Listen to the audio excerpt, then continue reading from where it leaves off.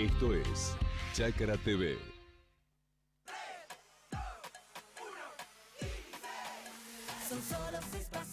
A la suerte hay que ayudarla. Con el Kini estás a 6 pasos de tus sueños. ¿Qué esperás para cumplirlos? 6, 5, 4, 3, 2, 1, Kini 6. Próximo pozo, 260 millones de pesos. Con KWS vos elegís genética y agronomía al servicio del productor. La elección de tu lado. KWS.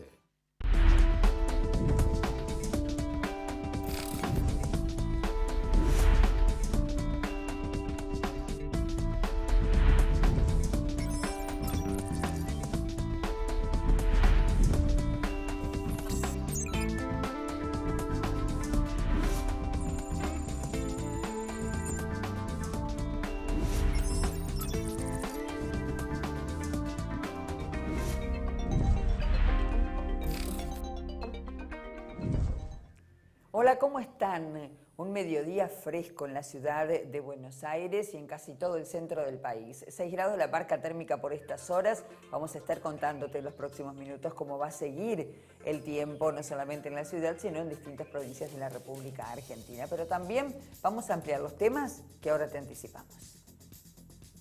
Los molineros aseguran que, aún con la suba del trigo por la guerra en Ucrania, el aumento en el precio del pan solo debería ser de 25 pesos por kilo. Desde la Cámara de Industriales Molineros dejaron en claro que si el pan aumenta más de 25 pesos por kilo, ya no se debe a la suba de la harina, sino al incremento de los demás insumos y mano de obra. La producción paraguaya de soja sufriría una fuerte baja como consecuencia de la sequía. Esta habría caído a unas 2.97 millones de toneladas. Esto es 68% menos que en el ciclo 2021 y es debido a la severa sequía que afectó a la mayor parte de las regiones agrícolas del país. El impacto de la última suba de gasoil en el campo ronda los 120 millones de dólares a precio oficial. Según estimaciones de la Bolsa de Comercio de Rosario, el área sembrada y la producción en conjunto como matriz de consumo del sector agropecuario indica que al finalizar la campaña faltarían todavía utilizar 1.186 millones de litros. Esta demanda, este volumen, todavía no se materializó.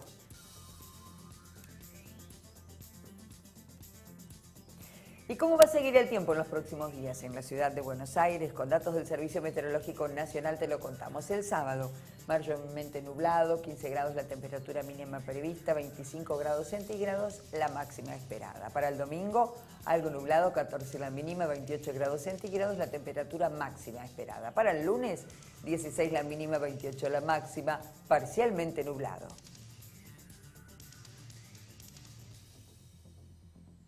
Algo que los productores agropecuarios vienen contando, explicando, argumentando hace mucho tiempo. Lo dicen ahora los industriales molineros, que aseguran desde la Cámara de la Industria de la Molinería que si el pan aumenta más de 25 pesos por kilo, no se debe a la suba de precio de la harina, sino al incremento de los demás insumos y de la mano de obra. Explicaron que con 1 kilo de harina se pueden elaborar 1 kilo 100 de pan, 2 paquetes de fideos, 3 docenas y media de medialunas o 6 docenas de churros. Si la bolsa de trigo triple cero de 25 kilos se vende en promedio a 1.800, 2.000 pesos, el valor máximo del kilo de harina sería de 80 pesos. ¿Esto qué implica? Que la harina representa 22 de los 500 pesos que cuesta hoy una docena de facturas, 72 de los 270 pesos que cuesta 1 kilo de pan, 13 de los 600 pesos que cuesta una docena de churros y 40 de los 100 pesos que cuesta hoy un paquete de fideos.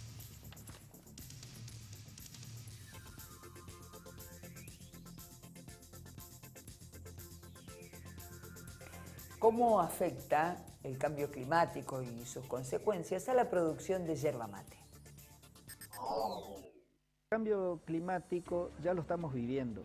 Las temperaturas medias anuales en el planeta en los últimos años se han incrementado en un promedio de 1 grado respecto a la temperatura media de la época preindustrial que se toma a partir de 1850 aproximadamente. En cuanto a las precipitaciones, vemos que en igual periodo las precipitaciones para nuestra región yerbatera, es decir, no solamente Argentina, sino también Brasil y Paraguay, se han modificado en el orden de una reducción de aproximadamente entre 150 y 250 milímetros.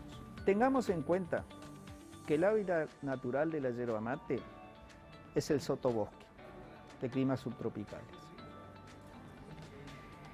Cuando se produjo la expansión comercial del cultivo de la yerba mate, lo sacamos de su hábitat natural, lo llevamos a una situación adversa para la planta, una situación de estrés, caracterizado por una situación ambiental totalmente distinta a su hábitat, con más irradiación, mayor temperatura, menor humedad relativa.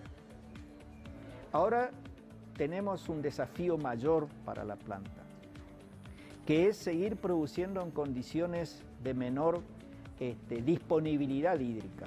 Si bien esto es cíclico, está proyectado de que tanto las olas de calor como los periodos de sequías se van a dar en una mayor frecuencia y con una mayor intensidad. Entonces, ¿qué hacemos ante eso? En primer lugar, tenemos que replantearnos la forma de producir yerba mate. Eso significa prestar atención al suelo, a la planta y al ambiente, donde tengamos que integrar, forzosamente hay que integrar tanto microorganismos de rizósfera, fertilidad de suelo, cobertura. Cuando vamos a la planta, al ambiente externo, tenemos que integrar los conocimientos que hay, si conviene o no hacer asociación con otros cultivos. ¿Cómo funciona la denominada devolución del fondo lechero en Uruguay? Te lo contamos. Como es sabido, en el último tiempo el país está atravesando una emergencia climática, lo que ha obligado al Ministerio a tomar una serie de medidas. El pasado 30 de diciembre se decretó la primera zona en emergencia climática en el país y a lo largo de los días hemos ido incorporando más áreas hasta estar en el día de hoy cerca de las 10 millones de hectáreas declaradas en emergencia climática. En la última declaración de emergencia y en virtud de la ola de calor que sufrió el país hace unos días, se constató un fuerte impacto en el sector avícola y debido a eso fue incorporado este sector, el sector avícola, también en emergencia climática. Acá en el sector avícola básicamente tenemos tres grandes grupos de productores o tipificación de productores y simplificando mucho. Los primeros son los productores que producen para la carne. Esos productores que son que tuvieron un impacto relativamente leve en la mortandad de gallinas, está ubicado en torno a los 3,9% de las gallinas. Por el otro lado, tuvimos un impacto muy fuerte en lo que son las aves de postura, las que producen huevos, en donde en un monitoreo y en una cuantificación que está haciendo el Ministerio de Ganadería en coordinación con el sector privado, con los productores, estamos llegando a cuantificar aproximadamente unas 400.000 muertes, que eso significa el 10% de las gallinas que había en producción. Este impacto, que es muy fuerte para lo que es el sector avícola en las aves de postura, el Ministerio lo ha tomado y ha tratado ha generado respuestas hacia el sector. Primero lo que hicimos fue un contacto permanente con los productores. Nos hemos juntado con las agremiaciones de productores, nos hemos juntado con las agremiaciones de fasoneros para de primera mano intercambiar sobre la realidad del sector. Hemos construido algunos instrumentos de apoyo al sector que pasan por el lado de generar créditos con tasas subsidiadas por parte de República Microfinanza. Estos instrumentos financieros van a estar disponibles para todo el sector avícola, para todo el país, o sea, independientemente de dónde esté ubicada la granja, y va a estar ponderado en función del tamaño que tenga la granja. Las granjas más pequeñas, en esas granjas más pequeñas va a haber una priorización del apoyo porque, bueno, son los sistemas que más comprometidos se ven ante un insuceso climático de estas características.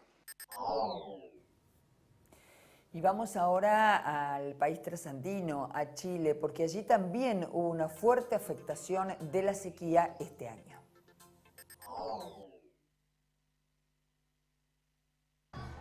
Chile atraviesa una grave sequía. Más del 50% de los municipios de Chile están bajo un decreto oficial de escasez hídrica. Con motivo del Día del Agua, un grupo de manifestantes denunciaron este martes en Santiago de Chile la ley de la época de Pinochet que establece la propiedad privada del agua. Francisca Fernández, una de las manifestantes, afirma que la privatización del agua es responsable de esta sequía. La sequía que habitamos está dado por un saqueo histórico, dado por el Código de Agua de 1980. Es por eso que nosotros luchamos porque el agua deje de ser privatizada. Chile es el único país del mundo que el agua se puede comprar, vender, arrendar y hasta hipotecar. La falta de lluvias también es responsable de la sequía en Chile. El lago Peñuelas era una de las fuentes de abastecimiento de agua de la región de Valparaíso. Tras 12 años de escasas precipitaciones, el volumen del lago ya no alcanza el 1% de su capacidad. Raúl Cordero, experto en cambio climático, confiesa que es improbable que esta situación mejore en los próximos 30 años. Nosotros vamos a tener que de alguna manera independizarnos de las lluvias. La situación es poco probable que mejore ni en el mediano ni en el largo plazo. Nosotros nos enfrentamos a, en el mejor de los casos, 30 años por delante en las que las precipitaciones podrían continuar disminuyendo. Ese es el escenario. Los expertos explican que, aun cambiando la ley de privatización del agua, la única forma de solucionar la sequía en Chile sería deteniendo el calentamiento global.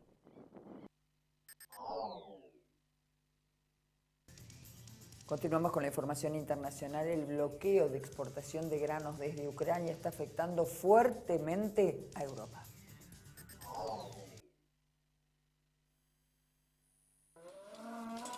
Los agricultores ucranianos siguen trabajando para alimentar al país en medio del conflicto. Cuando comenzó la guerra, Ucrania movilizó a mucha gente en los cuarteles generales, pero a pesar de los combates, el gobierno ordenó que el ejército no movilice durante 6 meses a las personas que trabajan en el sector agrícola. Los militares tienen su batalla y los agricultores la nuestra. Debemos alimentar a nuestros soldados y a nuestra nación, afirma este agricultor ucraniano. El impacto de la producción ucraniana en 2022 afectará a todo el mundo. En algunos países los precios de los alimentos aumentarán, en otros puede que ni siquiera hayan. Detrás de mí tenemos casi 500 toneladas de maíz, pero también tenemos muchos problemas para comercializarlo. Los puertos marítimos que nos permiten exportar están cerrados. No se realiza ninguna transacción y por eso no vendemos nuestro grano. Aún así, tenemos que comprar productos para seguir trabajando. El desequilibrio financiero es total. Tenemos una gran falta de liquidez.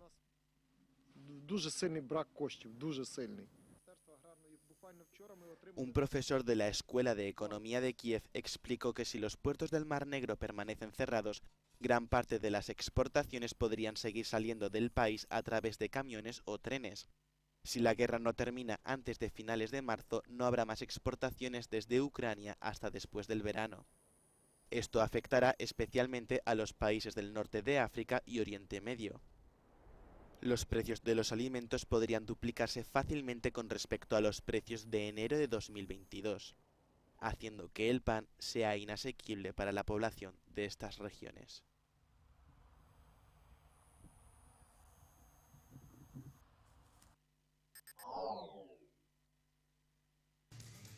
También derivado de la crisis que se está viviendo en Ucrania tras la invasión rusa, el precio del petróleo se disparó en una primera instancia y por tanto de los combustibles en muchos países. Esto impactó en el agro.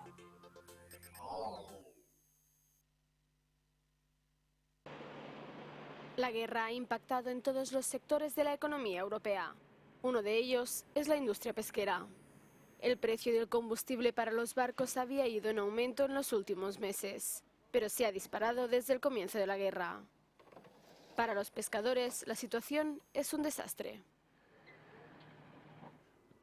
No es solo el gasóleo lo que nos mata, también necesitamos muchos materiales que provienen de procesar petróleo. También necesitamos hierro, los precios están aumentando increíblemente. Mientras países como Francia ya han anunciado ayudas de emergencia para la compra de combustible, el sector pesquero español está en huelga por los precios del gasoil, y en la mayoría de los países aún no existen medidas. La situación se está volviendo insostenible para barcos como este, que salen de la ciudad belga de Ostende para ir a faenar a aguas británicas. Hace tan solo un año, el coste de llenar de combustible el depósito de este barco costaba la mitad de lo que cuesta ahora. Por eso, más de una veintena de países europeos liderados por España han pedido a la Comisión Europea medidas extraordinarias. La Comisión Europea les ha escuchado. A pesar de las protestas del sector, el comisario de Pesca dice que han actuado con rapidez. La Comisión permitirá ayudas estatales para compensar hasta 35.000 euros a los armadores por los costos de producción adicionales, como el precio del carburante. Y también activará un mecanismo de crisis para permitir el uso de fondos europeos para mitigar el impacto. Ahora es el turno de los Estados miembros. Los Estados miembros también deben asegurarse de utilizar estas posibilidades lo antes posible, para que el fondo llegue a los pescadores y pescadoras y a la industria de procesado lo antes posible. La medida estará activa en unos días y tendrá carácter retroactivo. Se aplicará a partir del día que empezó la guerra, el 24 de febrero.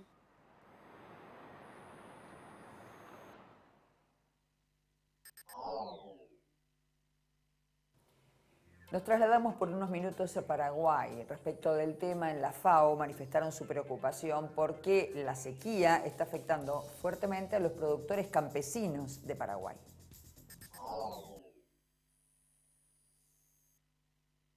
Hemos pasado unos tiempos bastante complicados en cuanto a sequía, específicamente para la producción campesina.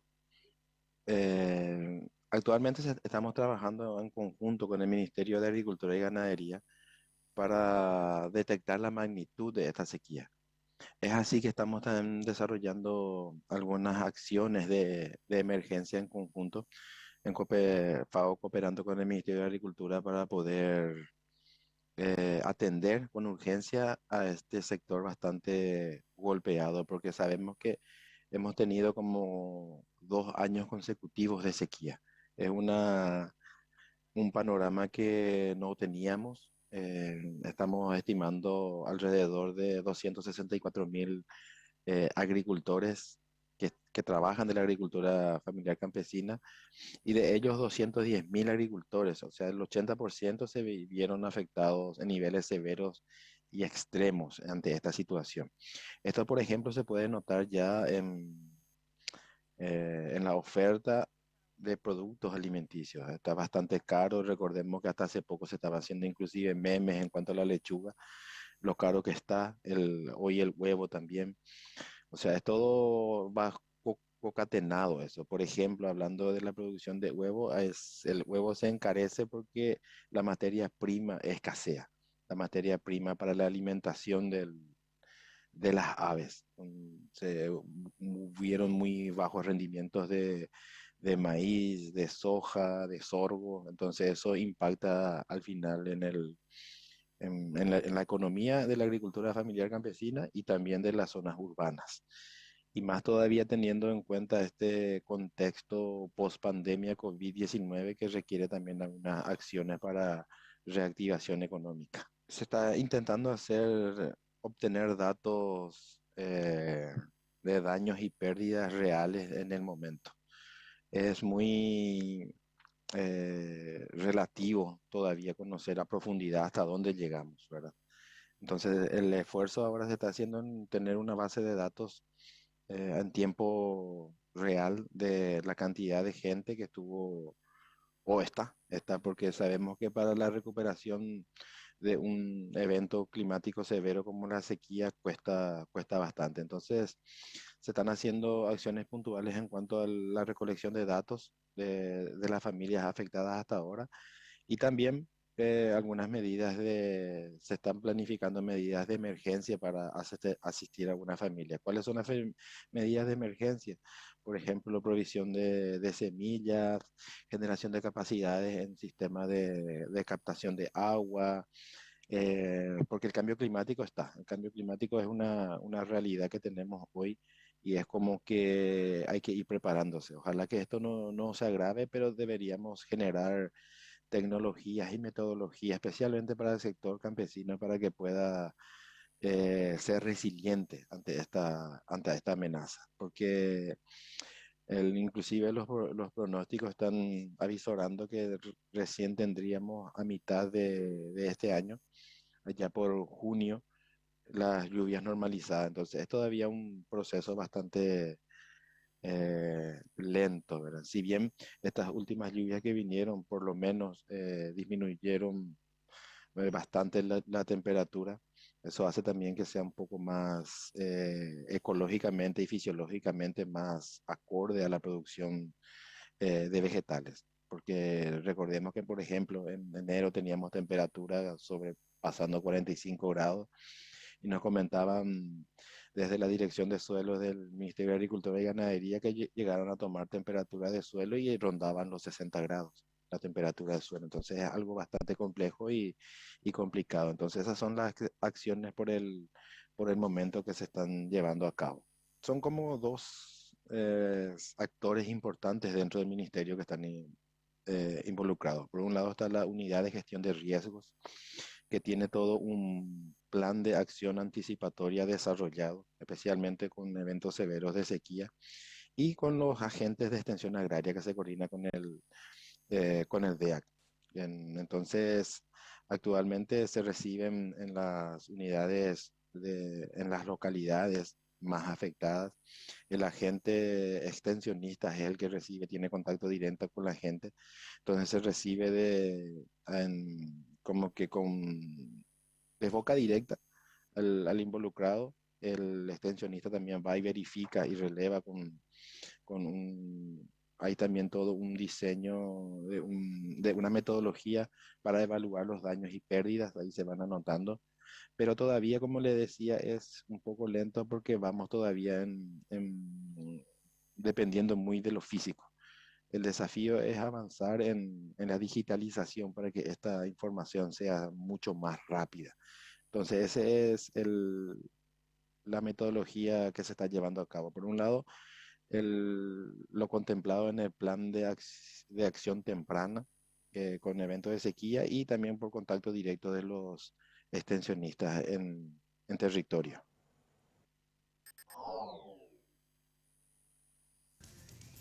Temprano, en nuestra primera edición informativa, te contábamos la respuesta del titular de la Rural, Nicolás Pino, al secretario de Comercio, Roberto Feletti, quien señaló que el sector agropecuario quiere seguir comprando 4x4 y departamentos en Miami. Nicolás Pino consideró una estupidez los dichos del funcionario. Enseguida, después de la pausa, te contamos qué dijo el presidente de Federación Agraria al respecto. Ya volvemos.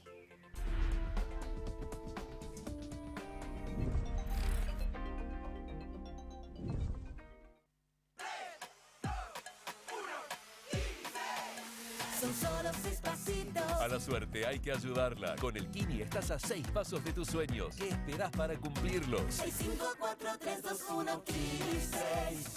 Próximo pozo, 260 millones de pesos. Sabemos muy bien el esfuerzo que hacen miles de argentinos que trabajan e invierten en nuestra tierra.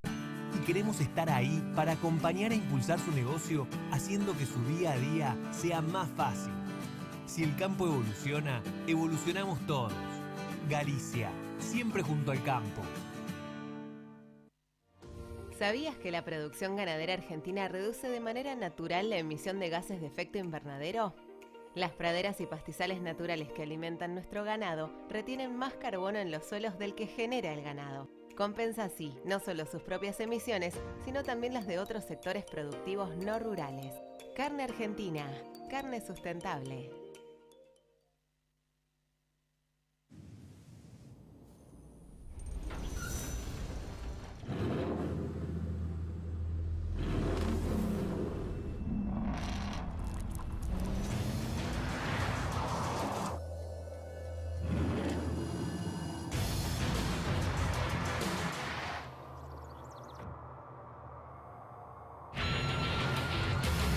Amarok V6, la más indomable de las Amaroks.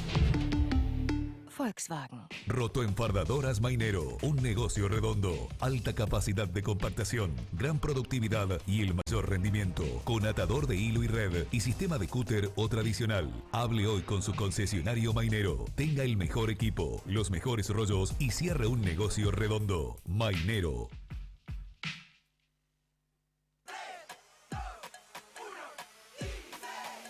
Son solo 6 pasitos. A la suerte hay que ayudarla. Con el Kini estás a 6 pasos de tus sueños. ¿Qué esperás para cumplirlos? 6, 5, 4, 3, 2, 1, Kini 6. Próximo pozo, 260 millones de pesos.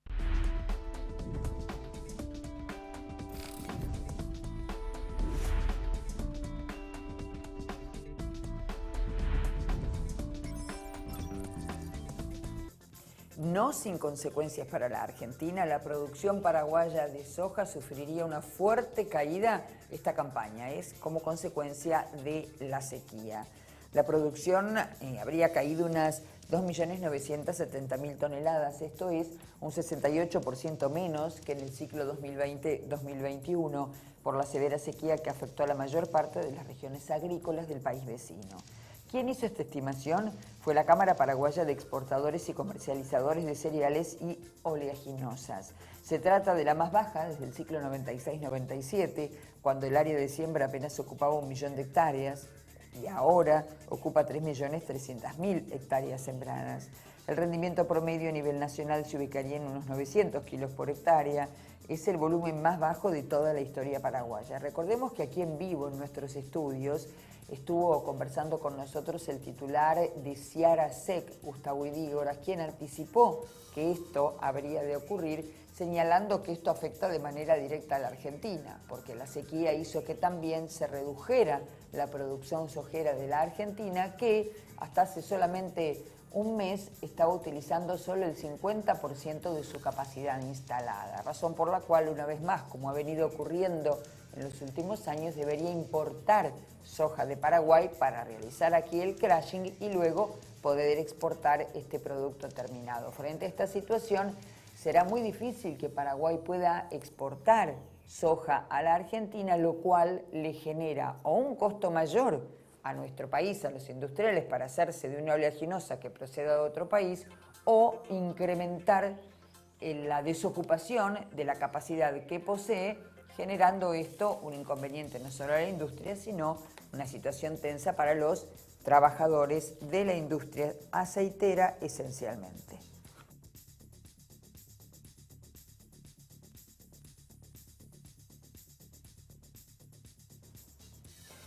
Carlos Achetoni es presidente de la Federación Agraria Argentina. Se expidió también acerca de lo que puntualizó el secretario de Comercio, Roberto Feletti, que volvió sobre lo que hace muchos años, casi 14, se puntualizaba respecto de los productores agropecuarios, esto acerca de que les gusta utilizar una 4x4 o que quieren reunir dinero para comprarse otros departamentos en Miami. Veamos qué dijo el presidente de la Federación Agraria Argentina.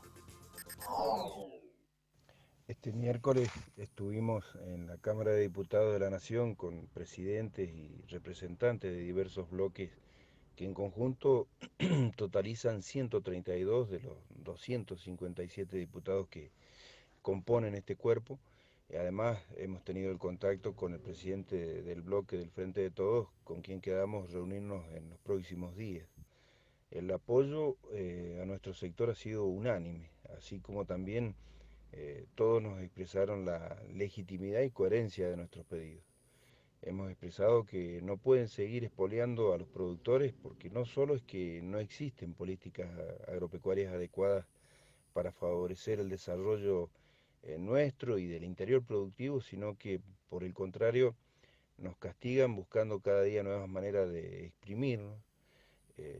Nos fuimos con una buena impresión porque realmente los diputados comprenden de lo que hablamos, no solo porque les dijimos, sino también porque viven en esas provincias en las que ven que lo que decimos es real. Pagamos por todos lados hasta quedarnos sin aliento, pero los caminos son un desastre, no hay conectividad, cuando hay un problema climático o de cualquier tipo, lo tenemos que resolver solos, mientras que el gobierno sigue demonizándonos cada vez que puede. De hecho, ese mismo día nos acusaron de querer comprar departamentos y tantas otras situaciones que chocan de frente con la realidad. Queremos producir, queremos vivir en nuestros pueblos, solo pedimos que no nos pisen permanentemente. Seguiremos con estas reuniones con los bloques que restan de diputados y comenzaremos con Senado porque estamos convencidos de que el camino es la institucionalidad. Por eso debe ser el Congreso de la Nación el que frene la locura que todo el tiempo busca instaurar el gobierno. El Congreso debe definir impuestos, tal como dice la Constitución, y el que determine si los DNU del Ejecutivo son válidos o no. Vamos a seguir con esta lucha porque sabemos que nos está asistiendo la verdad. Te hablábamos hace algunos días nada más de la importancia que le está dando esta gestión de la cartera agropecuaria, entre otras cuestiones, al tema de la piscicultura como generador de proteína animal. Fíjense qué representa esta declaración de sanidad en una zona específicamente destinada a los salmónidos. La Argentina envió a la Organización Mundial de Sanidad Animal la solicitud para autodeclarar la zona libre de enfermedades de notificación obligatoria que afectan a los salmónidos al embalse de Piedra del Águila. Este documento promueve las evidencias del cumplimiento de normas que establece la OIE, que es la Organización Mundial de Sanidad Animal, para la autodeclaración. Para concluir en este documento fue necesario trabajar en conjunto con las provincias de Río Negro y de Neuquén, quienes solicitaron al SENASA ampliar la zona libre, ya que la Argentina cuenta con una zona libre de enfermedades de notificación obligatoria que afectan a los salmónidos desde el 2013. La zona comprendía la cuenca alta del río Limay y el embalse Alicurá, por lo cual con este documento se incorpora el embalse de Piedra del Águila. Para poder presentar este documento, en realidad se inició en el 2006, se inició un trabajo en conjunto también con la Dirección de Acuicultura del Ministerio de Agricultura y Ganadería y Pesca de la Nación. Desde el 2006 hubo varios procedimientos, lo cual concluyó en la zona libre que se autodeclaró en el 2013. Ahora, del 2013 hasta la actualidad, el SENASA siguió con los estudios epidemiológicos, lo cual concluyeron en esta incorporación y ampliación de zona libre. Esta autodeclaración de zona libre lo que le genera a la Argentina es una serie de beneficios en cuanto a el comercio internacional y el comercio local. Es decir, proporciona un posicionamiento diferencial para apertura de mercados internacionales. A su vez, también promueve el comercio local, asimismo como beneficiar las economías regionales.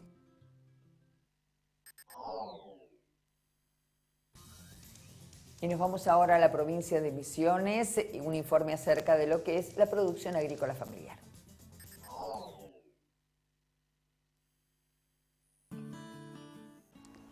En Agricultura Familiar del SENASA tenemos un plan de gestión que nos permite organizar una planificación operativa anual. El objetivo número 1 es la registración. Una de las tareas más importantes que hacemos son jornadas de inscripción al RENPA y al RENAF, en donde articulamos con la Secretaría de Agricultura Familiar, con el INTA, con los ministerios provinciales, con los municipios y en muchas ocasiones con las organizaciones de productores. A su vez, tenemos trabajos conjuntos con la Dirección de Protección Vegetal y la Dirección de Calidad e Inocuidad Agroalimentaria, en donde abordamos a una organización, hacemos todo el trámite de la registración de los productores, les brindamos capacitaciones en buenas prácticas y los asesoramos en la cuestión de empaques y viveros. También estamos trabajando con la determinación obligatoria del estatus sanitario, que son los controles en brucelosis, cumpliendo con la última resolución de brucelosis, y acompañamos y estamos generando propuestas de talleres de capacitación para las ferias francas, tanto de Corrientes como de Misiones.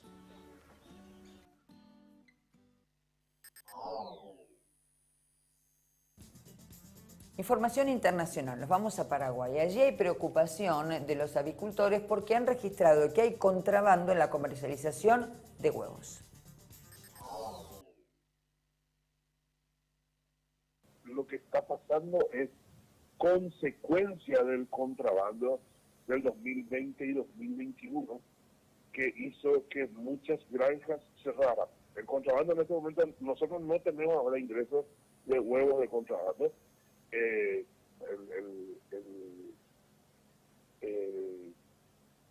Se debe, la escasez de oferta se debe a muchas granjas que cerraron, otras granjas que no volvieron a cargar y bueno, ese es el efecto. No hay huevos, no hay huevos tampoco en Argentina, no hay huevos en Brasil, pero esto es consecuencia del contrabando, ¿no? En este momento no entra contrabando porque no es negocio para el otro lado, ¿verdad?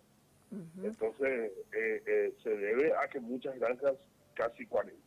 Nosotros tenemos que revisar que 40 granjas por ahí cerraron. Sí. Esa es la realidad.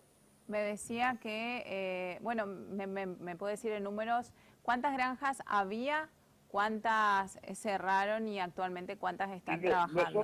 Nosotros tenemos más o menos, porque realmente no hay una información oficial, nosotros tenemos entre 20 y 30 granjas. Vamos a ponerle 30 granjas que cerraron. Granjas chiquitas, pequeñas, granjas familiares, 2.000, 3.000, 4.000 aves, 2.000 aves. Muchas granjas que tenían 10.000 o 15.000 aves en postura se quedaron con 5.000. Entonces, como consecuencia del contrabando. Y quiero dejar bien en claro, cuando hubo el encierro en serio, que se cerraron toda la frontera en el 2020, perfectamente nosotros cubrimos la demanda de huevos. Perfectamente, o sea, no hubo una necesidad, ninguna necesidad. Nosotros cubrimos, pusimos mesa en todas las mesas, pusimos huevos en todas las mesas del país. Y bueno, después se vino el festival de contrabando y nuestro sector se vio muy afectado, muy afectado. Y, por ejemplo, ¿qué hicieron esas granjas que tuvieron que cerrarse a la producción de huevos? ¿Se dedicaron a otro rubro? ¿Cómo siguieron subsistiendo? Porque también eso es una problemática. La verdad que no tengo respuesta a eso, ¿verdad? Okay. No tengo respuesta a eso. O sea, no hubo reportes, no se reportaron con ustedes, por ejemplo, no les llamó la atención que desde la Asociación de MIPYMES hubo varias granjas que cerraron, no hay números con relación a eso, digamos. ¿No acudieron a ustedes como asociación? ¿Y qué podemos hacer como asociación? Te paso una respuesta a vos, ¿tenés una respuesta? No hay nada que hacer. Si el contrabando mata empleo, el contrabando mata empresas, el contrabando mata industria. Y bueno, es la consecuencia. Así es simple. ¿Qué podíamos haber hecho? Y no tengo respuesta. Subsistimos a aquellas empresas que pudimos recurrir a bancos para salvarnos.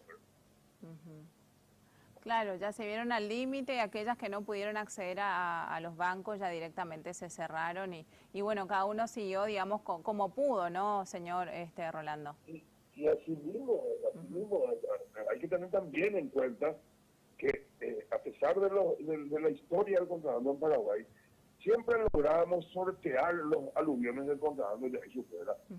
Pero ahora desde el 2021 estamos con más de 100% de aumento de nuestra materia prima.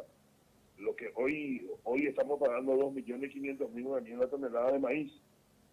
hasta hace 2 años o poco más, el valor histórico, el costo histórico del maíz era 1.200.000 aquí en la tonelada. Tonelada. Claro. Hoy estamos en 2.500.000. La harina de soja,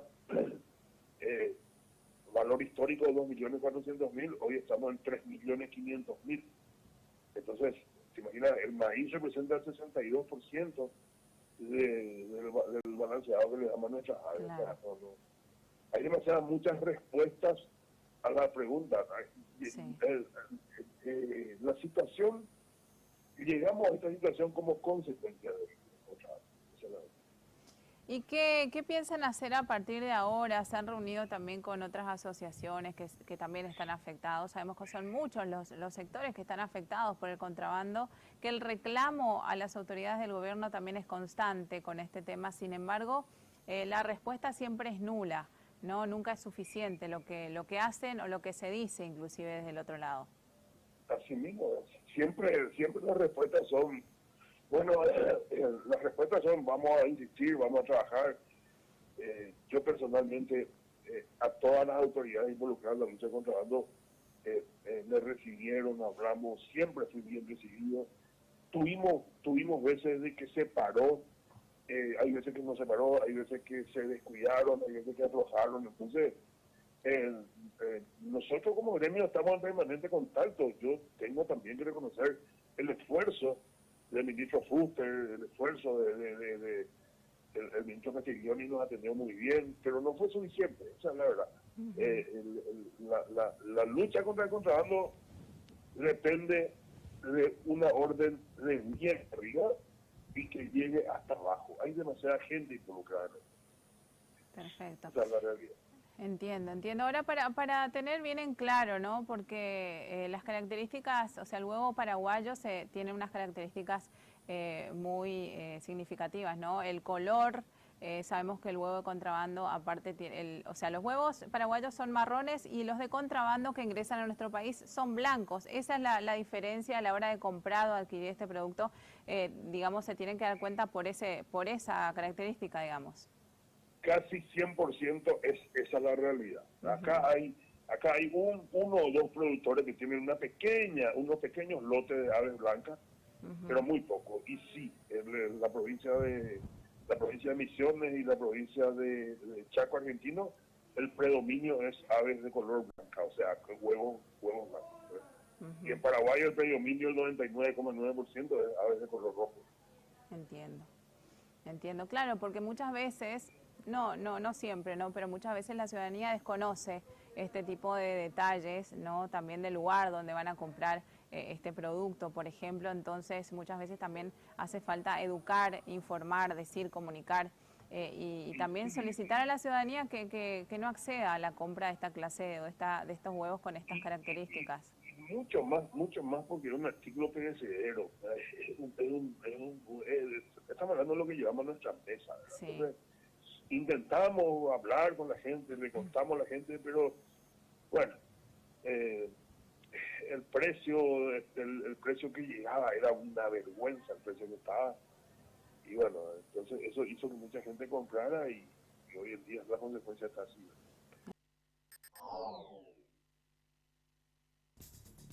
América Latina se vio impactada por inflación como consecuencia sobre todo del incremento del combustible y algunos alimentos. Esto es como consecuencia, señalan los analistas económicos, de la crisis en la guerra Ucrania-Rusia.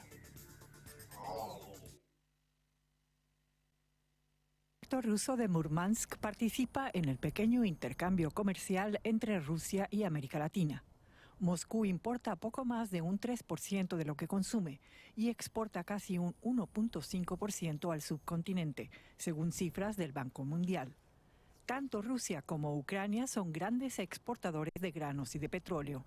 Los precios de ambos se han disparado por el temor a una escasez por la guerra y las sanciones a Rusia. Argentina tiene una tasa de inflación anual de más de un 52%. Los precios en alimentos y bebidas ya registran un incremento del 60%. Analistas temen que el enorme gasto energético no será compensado con las exportaciones agropecuarias. El gobierno ha declarado una guerra a la inflación, pero no todos están contentos. Sí, afecta obviamente porque no paran de aumentar y ya veníamos medio castigados también con los últimos aumentos. Yo honestamente pienso que no, que es una avivada esto, no es por la guerra, para mí no. Brasil, al igual que Argentina, Colombia y Venezuela, podría beneficiarse del auge de los precios de cereales y combustibles. Sin embargo, sufre por esa razón de un proceso inflacionario que castiga al consumidor. Cuando el precio sube así es un lastre para el trabajador, para los que tenemos un salario fijo a fin de mes.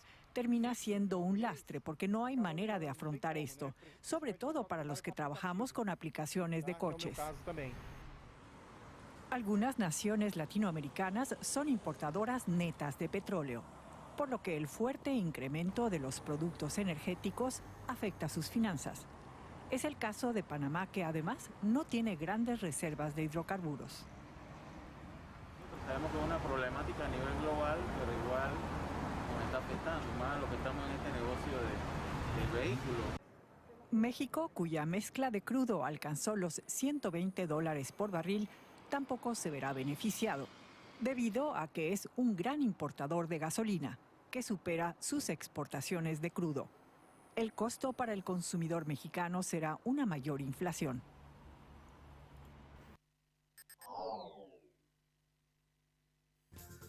Continuamos con la información internacional. En Colombia también manifestaron su preocupación por el impacto de la guerra en Ucrania en el sector agropecuario.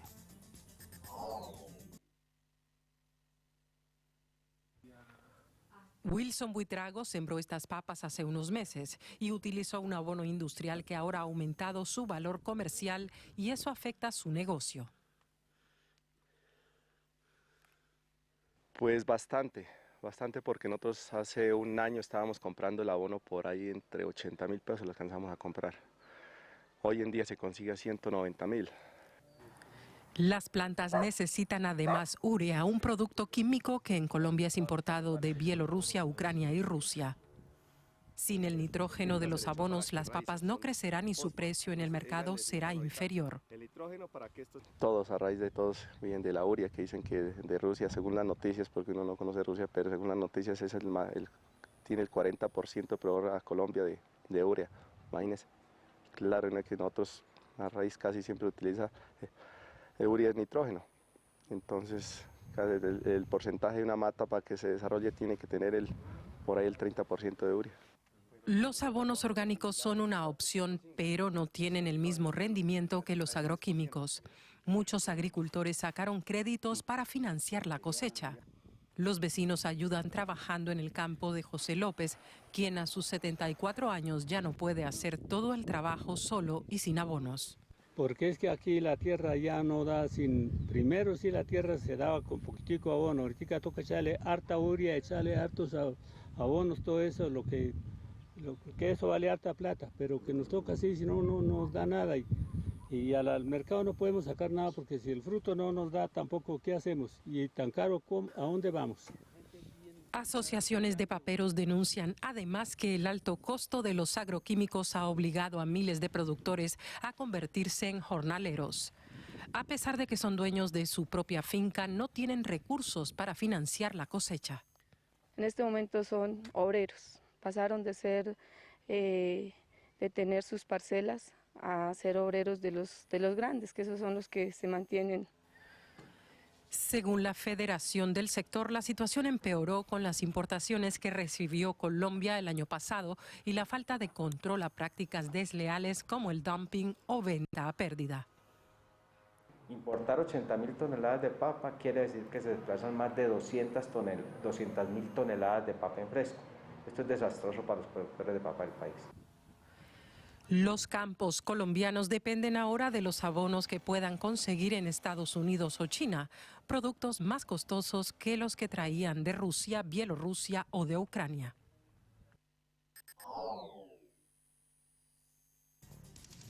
Nos vamos ahora a la Unión Europea. Allí los primeros en manifestarse fueron los productores agrícolas y los ganaderos españoles. Señalaron que se han visto muy afectados por la crisis en Ucrania.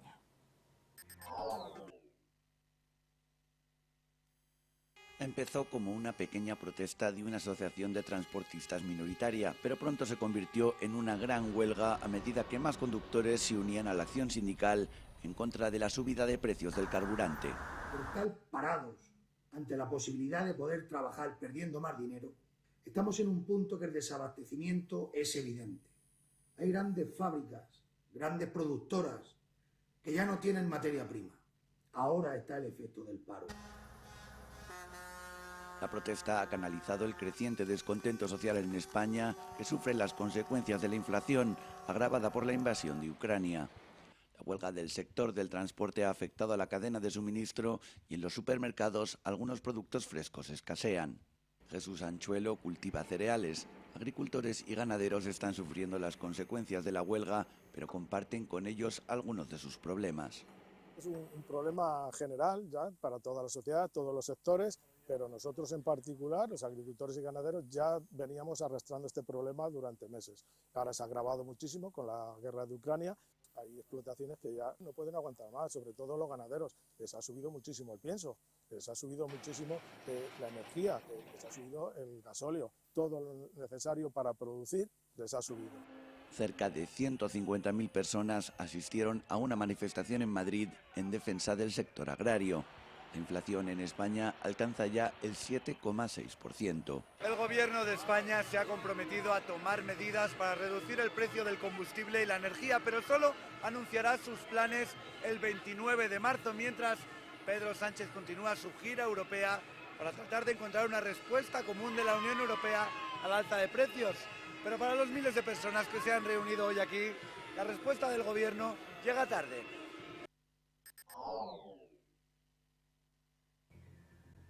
Comenzamos ya a despedirnos de esta edición informativa. De todos modos, recuerden que nos vamos a seguir viendo a lo largo de la jornada, ustedes y nosotros, en la edición de las 22. Y en un ratito nada más llega con los flashes informativos y los noticieros Antonella Piersanti junto a todo un equipo periodístico y técnico de Chacra Televisión. Vamos a ver cómo está la ciudad de Buenos Aires.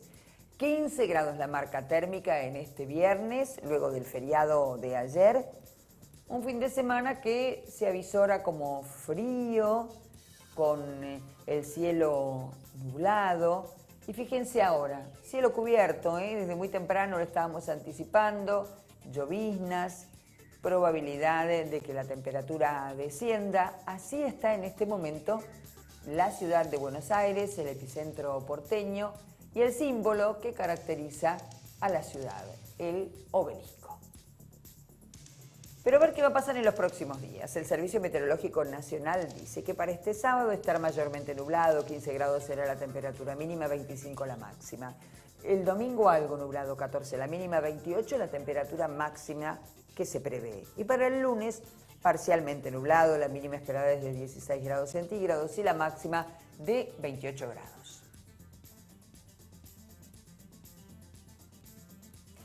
Final para esta edición de Chacra TV Noticias. Como siempre, muchas gracias. Hasta cualquier instante.